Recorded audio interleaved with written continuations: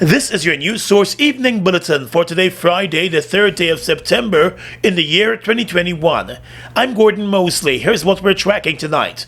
6 Berbice men were marched before Magistrate Alex Moore at the number 51 Village Magistrates Court in Berbice this morning to face a charge of murder related to the beating death of Pandit Rishi Barrett.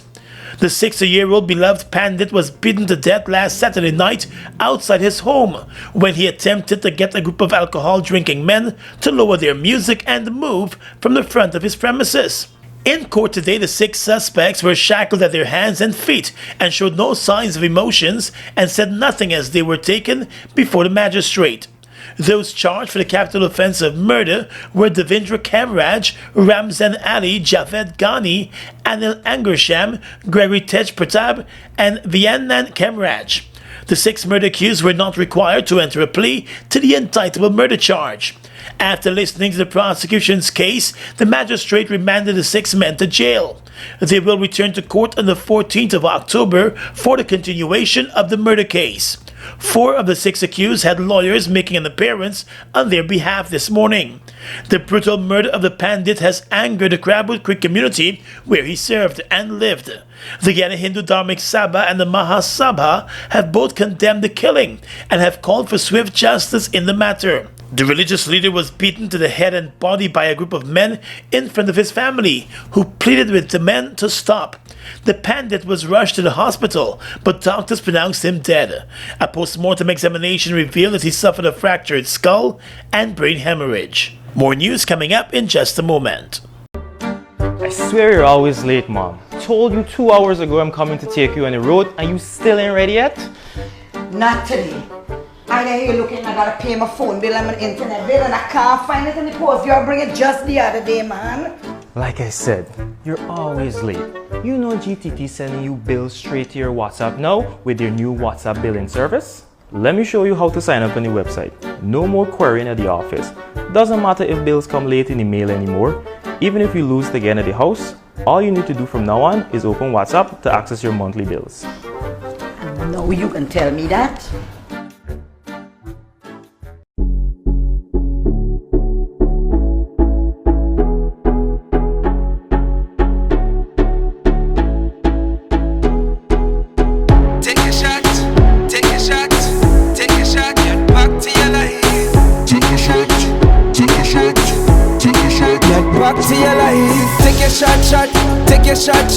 Take your shot, get back to your life. Take your shot, take your shot, get back to your life. A message from Republic Bank.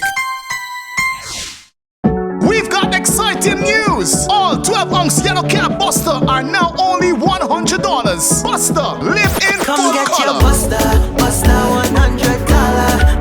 Come get your Buster, $100. I'm in a rush. Digital got me in a rush. Driving style for the summer. Digital summer rush. Nobody's doing it big like Digicel this summer. Top up with $1,000 or more and collect the letters to spell the word RUSH for a chance to win one of 3 brand new Toyota Rush SUVs. Yes, you heard it right. 3 brand new Toyota Rush SUVs. Driving style for the summer. Hey, Digicel summer rush. Start topping up now. Mom, what are you doing with GPL on your list? Child, you forgot I have to pay GPL? You got time with GPL. I have to keep these lights on. The customers who think in that manner and refuse to honor their obligation to GPL are obviously not playing their part in ensuring quality service delivery. So, I will continue to pay my GPL bill on time, every time. I recognize the value of your point, Mom. You were right.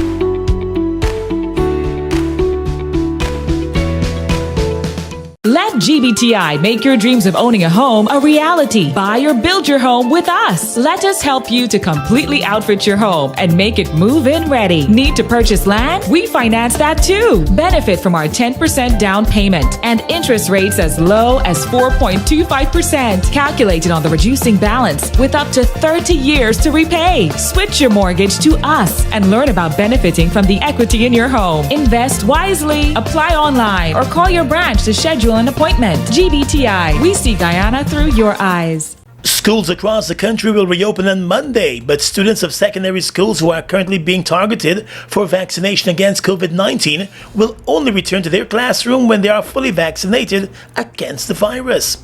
Officials at secondary schools across the country have been told by the Education Ministry that their reopening will be based on the full vaccination of students. The schools were reminded that there is a 3-week gap between the first and second doses of the Pfizer vaccine, and someone is considered fully vaccinated 2 weeks after that second dose. Students being vaccinated this week will be considered fully vaccinated in the first week of October. Some of the top schools in Georgetown that had vaccination drives this week have already told parents that the students will not return to the classrooms for face-to-face learning until sometime in October. Teachers have been asked to check with the parents to ascertain the number of students who have received the first dose of the vaccine. The Education Ministry has not said how it intends to deal with students whose parents have said no to them being vaccinated. With over 58,000 students being eligible for the vaccine since they fall in the age category of 12 to 17 years old, about 5,000 students have received a first shot of the vaccine so far. The health minister, while encouraging parents to grant permission for their children to be vaccinated, made it clear that the reopening of the secondary schools will be dependent on the vaccination of the students. So I want to really encourage more parents to do that, because we want to vaccinate children so that they can return to school safely. So this is the first dose 21 days after you'll be getting their second dose. And about a week thereafter, you should be fully immunized, and which means that you'll be protected and you can get back to school. So we can open schools with fully vaccinated children, so that even if they get infected, they would be able to have this level of protection because of the vaccine. Schools in Guyana have been closed to face-to-face learning for over a year. On Monday, the nursery and primary school children are expected to return to their classrooms for rotational classes. Workers at the Child Care and Protection Agency stood in unity today as they rejected the government's vaccination requirement policy. The government agency told staffers yesterday that the unvaccinated staffers will be locked out of the compound this morning. The agency kept that promise, but may have been thrown off when all of the workers stayed outside, those who were vaccinated and those who were not. The workers said whether they are vaccinated or not, they do not feel comfortable with disclosing their health situation to the agency. A number of government agencies and departments have been implementing the government policy, but today marked the first time that workers of one of those agencies decided to take a united position against the requirement for them to be vaccinated against COVID-19 or produce a regular negative COVID-19 test result that they will have to carry the cost for. The Child Care and Protection Agency staffers are represented by the Guyana Public Service Union. The vice president of the union said the union completely rejects the government's forced vaccination policy. Because it's against your right for you to disclose your medical status. Should be personal and confidential. Should be personal and confidential. You know, yesterday we heard I read an article yesterday where the president said the vaccines are not mandatory. He also said it's the right of the employer to ensure that the workplace is safe.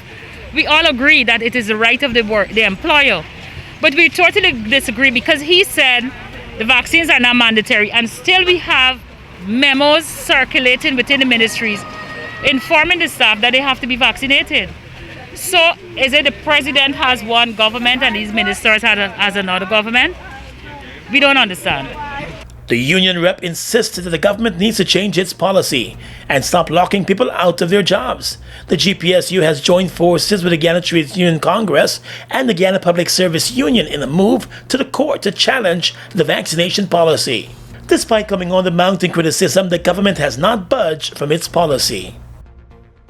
Well, the members of Parliament for Region 10, along with the Regional Chairman's Office and the Mayor's Office, are in full support of the ongoing protests by health workers and teachers in the region against the government's vaccination policy, which has seen scores of health workers being locked out of the Linden hospital.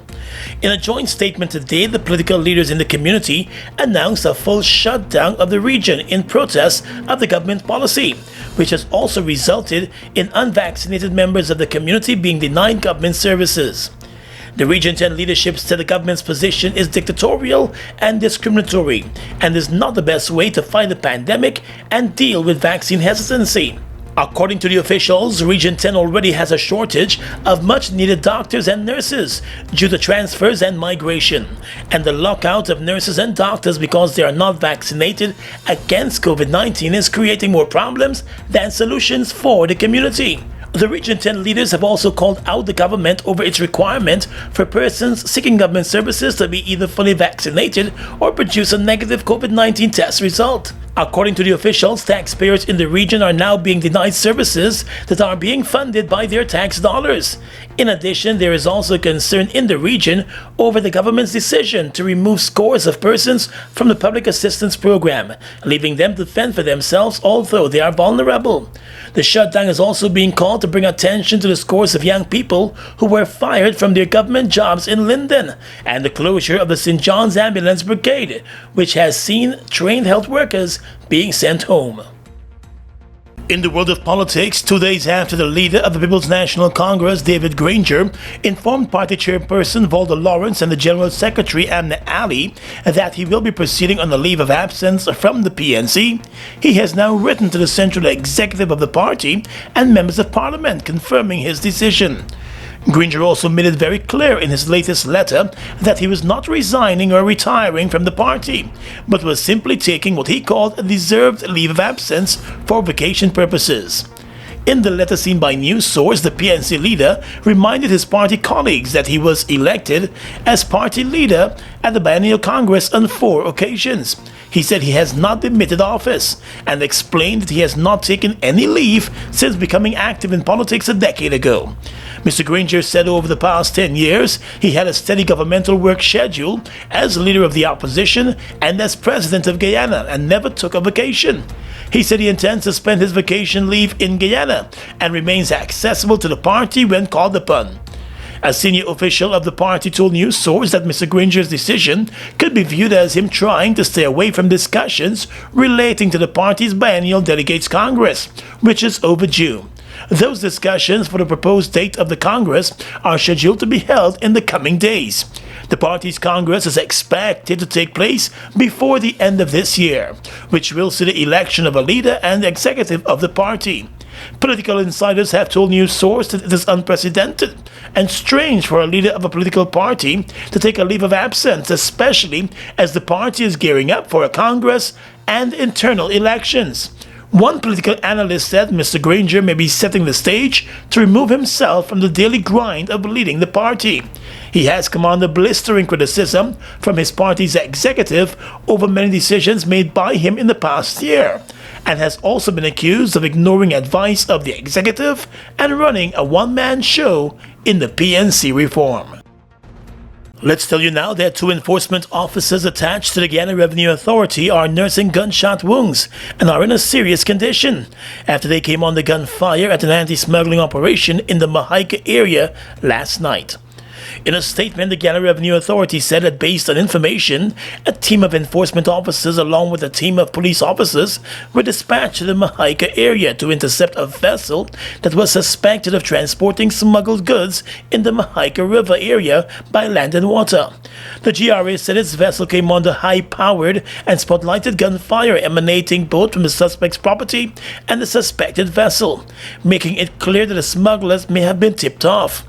The officers were forced to take evasive action by lying flat in their vessel and return fire in the general direction of the perpetrators. However, the perpetrators' bullets pierced the GRA's vessel and injured 2 of the officers in the abdomen and face. The injured officers underwent surgery today.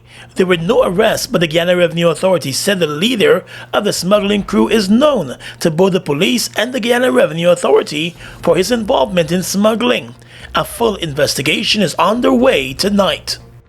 While a minibus driver who was wanted in connection with a 210-kilogram marijuana bus was remanded to jail today after making his first court appearance. 36-year-old Dexter Morris, also known as DJ Bajan of Lamaha Street, Albertown, appeared before Magistrate Clive Nurse and was charged with the offense of trafficking of narcotics.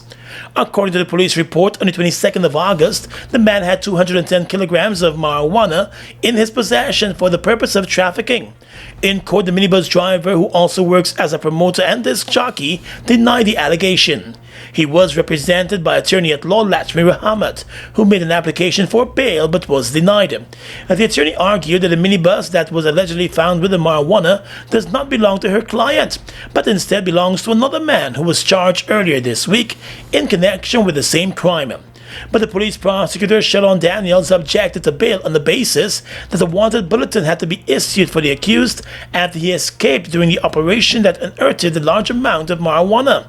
DJ Bajan will remain behind bars until the matter is called again on the 22nd of September. The bus that netted a large amount of marijuana was the result of a joint operation between the Guyana Police Force and the Customs Anti-Narcotics Unit. Hi Guyana, this is Tamika Marshall and I'm here to bring you some need-to-know information on the CDC. So first off, what is the CDC?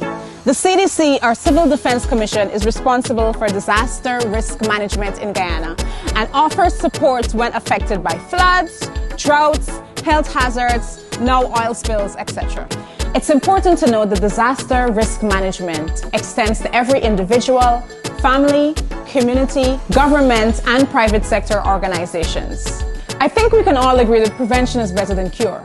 So what can we all do as individuals to reduce our impact on disasters? Let's look at our most common and frequent hazard, flooding. By law, every individual is responsible for cleaning their drains in front of their homes and parapet.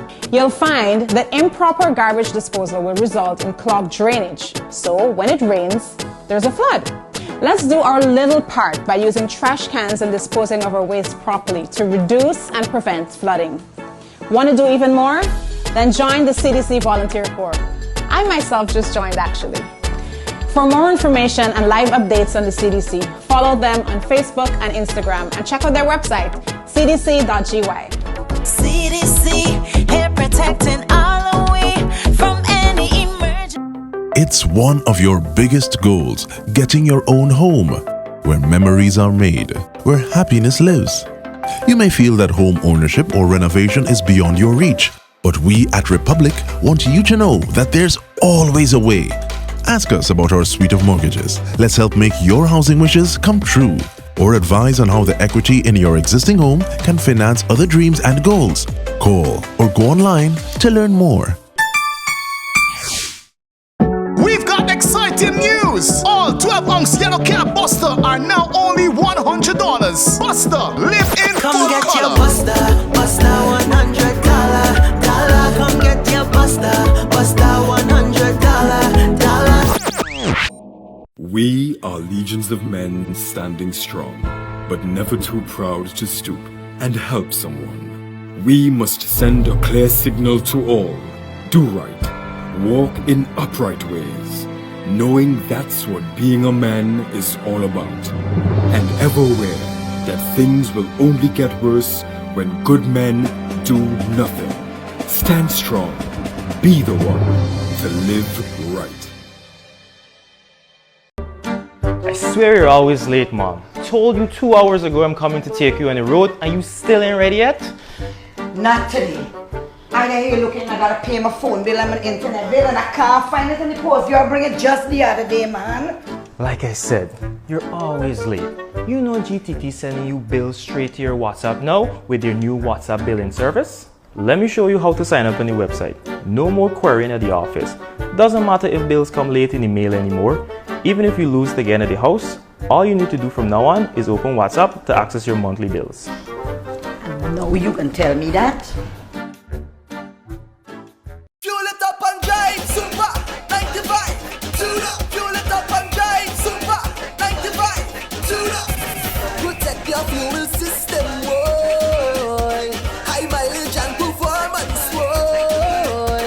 Guy Oil Super 95 gasoline gives you more reasons to drive and is available at 56 service stations nationwide. For affordable price, high performance, and high mileage, choose Guy Oil's Super 95 gasoline. Fuel it up and drive.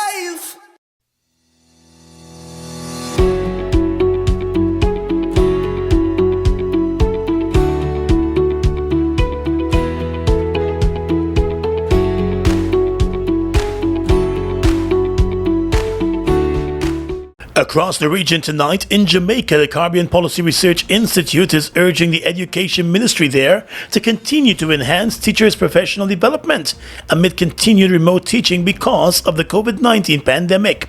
The recommendation is contained in a new report by the organization titled Time Out: The Impact of COVID-19 on Education. It was released last evening. The organization proposes regular professional development at the start of the school year to further develop and enhance education in technology competency and other skills. It also suggests periodic training in the use of various methods to diversify the delivery of the curriculum. According to Capri, sufficient materials were not being provided for all teachers. The organization said going forward, where teachers are not able to deliver remote teaching from their school using its equipment, they should be routinely provided with internet access and the required devices and furniture. Many teachers have received tablets in Jamaica, but the think tank believes more support for device upgrades should be provided regularly. In the Bahamas, Prime Minister Dr. Hubert Minnis said that if elected, his government intends to implement a new social vision that would embark on significant upgrades to the core of healthcare infrastructure and launch a universal school meals program. During the Free National Movement's most recent drive-in rally in New Providence, the Prime Minister outlined more of his government's mitigation efforts throughout the COVID-19 pandemic and urged Bahamians to review the party's manifesto. The Prime Minister indicated that if re-elected, his government intends to invest $100 million in healthcare infrastructure during the next 18 months in clinics in New Providence and Family Islands. He indicated that it would continue Phase 2 of the New Rand Memorial Hospital and the construction of a 6-story, 96,000 square foot tower at the Princess Margaret Hospital to the tune of $55 million. Additionally, the Prime Minister said his government would continue refurbishing other areas of the hospital. The Prime Minister also outlined a new program that his government intends to launch if re-elected that would provide nutritionally balanced free breakfast, lunch and snacks to all government school students regardless of family income. The program would also include a vegan option and consider food allergies. And finally tonight, international news. The U.S. economy added fewer jobs than expected in the month of August as employment rose by 235,000. The figure was well down on the 1.5 million jobs created in July, adding to fears that a recovery from the pandemic may be running out of steam. Despite the disappointing hiring levels, the unemployment rate fell to 5.2% in August from 5.4% in July. Economists say rising infections caused by the Delta variant have hit spending on travel, tourism, and hospitality. They also note that the Labor Department's data was collected in the second week of August, so does not reflect the impact of Hurricanes Ida and Henry in the second half of the month. The principal global investor said the U.S. Federal Reserve could rethink its plans to begin withdrawing stimulus for the U.S. economy this year. And that's your News Source Evening Bulletin for tonight and this week. I'm Gordon Mosley, thanking you for joining us and encouraging you to stay safe.